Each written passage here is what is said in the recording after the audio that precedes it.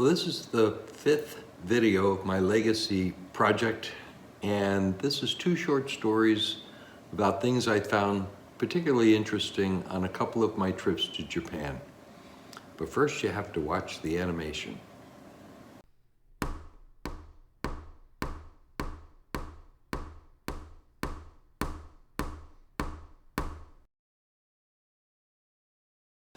So before I tell you these two stories, I think it's important to tell you a little bit about why they're important to me.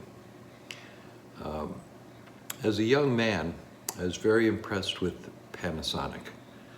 I always thought they were one of the most creative makers of consumer stuff.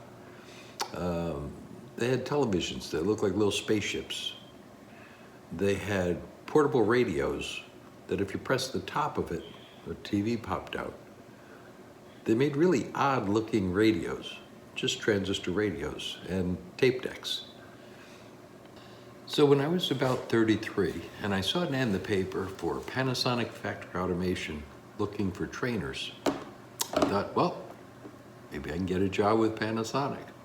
And yes, kids, that's how before computers companies advertised for work and how you found out that there were job openings. So I applied for the job at Panasonic Factory Automation, interviewed, and got hired. And I spent the next almost 9 years there.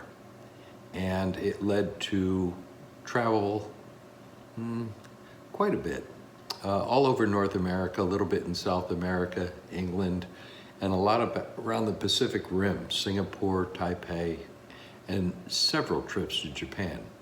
So these stories are about things that happened during 2 of the trips to Japan. So after a while, I was the training manager of Panasonic Factory Automation. I'll explain a little about that company in a minute, but I was on maybe my 5th trip or so to Japan, and I was sitting in the lobby of the hotel outside of Osaka, and I was wearing my lapel pin. Now, the idea of the lapel pin is kind of important here. I was waiting for a friend in the lobby and he never showed up, but a van did pull up and about 8 young men, they were in their 20s or so, got out and came into the lobby, and they were all, I don't know, just really excited, a little bouncy.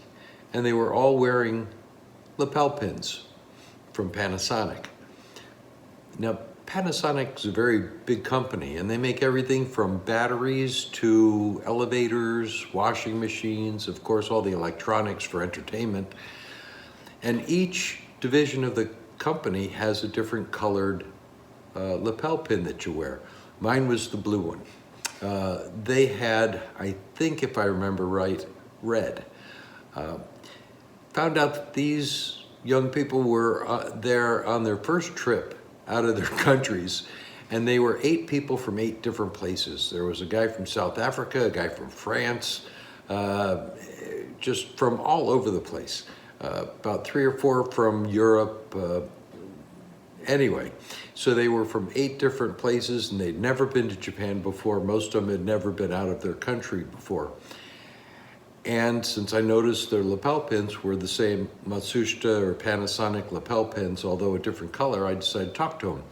Found out that they were all there for a week-long class on how to fix photocopiers. Since those 8 young people were there for photocopier service training, let me explain a little about Panasonic Factory Automation, the division I worked for. Factory Automation made large industrial machines that put parts on circuit boards. These things were sometimes 24 feet long, weighed 12,000 pounds. Also, there were robots that did welding. Most of our companies that the people in my department went out to do training on were major corporations like IBM, Xerox, Motorola, that kind of thing. Well, back to the copier people. It was not unusual when you traveled to Japan to get there a day early, especially when there was a crowd like 8 people coming from 8 different countries. You'd get there a day early and give you a day to decompress. And they were excited about that because that meant they had a day off. They were also excited about being able to see something like Osaka. But the hotel we stayed at was in an industrial area, and to get to Osaka, you had to take a train. Trains, of course, had only Japanese signs for the most part, and they were tentative. They didn't know each other very well to trust each other, and I kind of felt sorry for them. So I adopted them, and I said, hey, why don't you guys go get cleaned up, put your stuff away, meet me down in the lobby, and we'll go to Osaka. The kind of really interesting thing here is that I got them to Osaka. We got off the train, and I was heading towards some of the kind of commercial areas so they could see the bright lights and all of that. And all of a sudden it hit me. I'm walking on the sidewalk in Osaka, and I have, trailing me, I have 8 different people from different parts of the world, all speaking at least enough English that we could get along. And it was kind of like Mother Duck with all her baby ducks following along behind. I'd stop and point things out, and they were filled with the kind of wonder that people would get just kind of visiting a new country like that with all the relatively strange things. And it really hit me that here's a guy from, me, from a small town in New Jersey, showing a bunch of people who are from all over the world around a Japanese city. It was just a time of wonder for me, that it's just a fantastic thing to have happened. And now I guess on to story number 2. So for the second story, I decided after several years at Panasonic that it would be kind of cool to have my wife and kids travel to Japan and see Japan.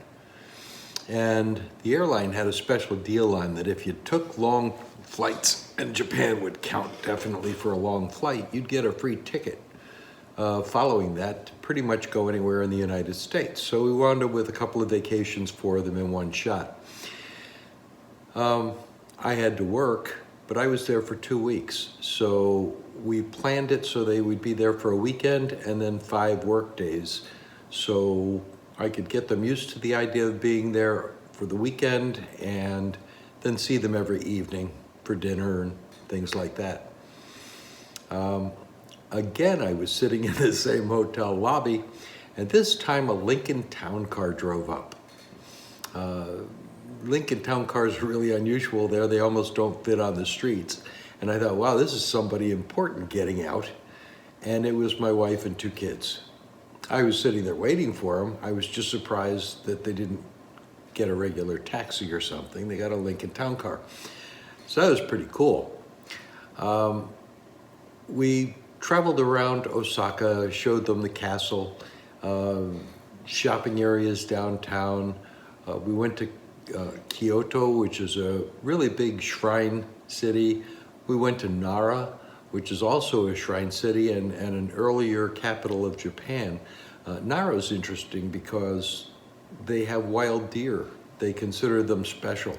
And their wild deer they're actually tame, but they wander the city. They just wander all over the place. And there are vendors selling little bags of crackers so you can feed the deer. The weekend was fun, and they learned a lot. My kids were in their early teens, and they learned how to ride the train to go shopping without my wife. So they were alone in Japan, traveling around, and that was really, really pretty impressive. But the really interesting stuff happened on those weekdays when I was working, and my wife would tell me stories afterwards. They would go out, actually for breakfast we'd normally go shopping and get cereal and milk. For lunch they would go out to eat. Not really a problem, even if you don't speak Japanese, because most of the restaurants there have pretend food in a window out front, and you could just go point and say one of those, one of those. So that made dining not really difficult. And then dinner we would have together after I got off work. And my wife would normally tell me stories about what happened.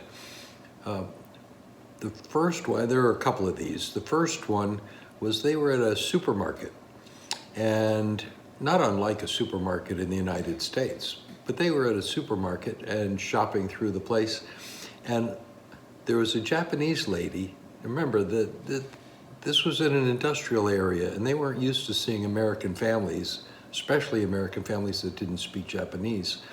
A lady had gone shopping, a Japanese woman, and then went back in the store and handed my wife a cake.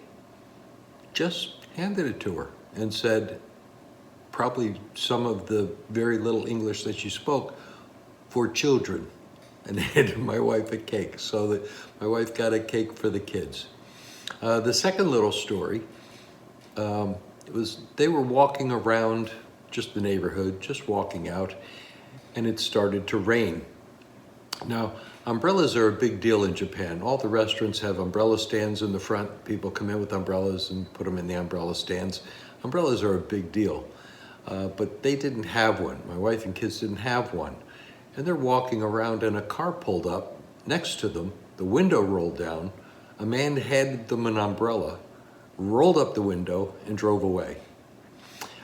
Those kind of things gave us a special feeling for the people of Japan. They were doing something for people that they didn't understand, but it helped, I guess, help the Japanese people to have these people fit in. Really special time there for the family. And that's pretty much it for the second story. I have no idea what I'm going to do for the next Legacy Project video, but just check in. Of course, nobody's going to watch these anyway, so it doesn't really matter. Bye.